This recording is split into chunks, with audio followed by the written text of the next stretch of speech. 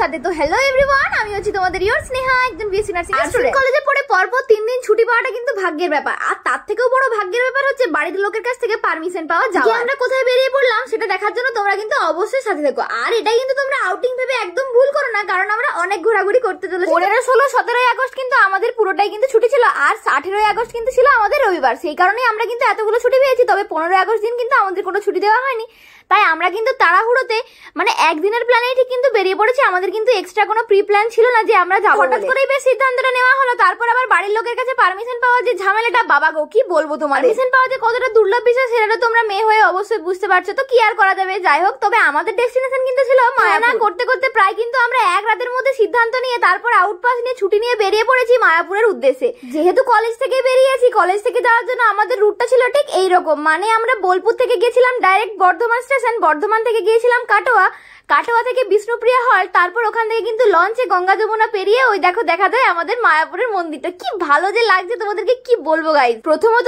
এক ঝটকায় কিন্তু চান্সটা পেয়ে যাওয়ায় আমরা কিন্তু অনেকটাই খুশি সবাই, মানে আমরা বড় হয়ে গেছি বলতে হবে, কি তাই বলো তো।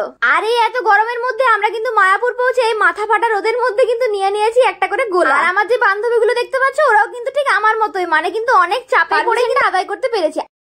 আর এর যেহেতু এর কাছাকাছি লোকেশনেই বাড়ি, তাই কিন্তু আমাদের আসতে কোনো রকমেরই অসুবিধা হয়নি। তো এখানে কিন্তু আমরা প্রায় 3টে-4টের দিকে একটা রুম পেয়ে গেছিলাম।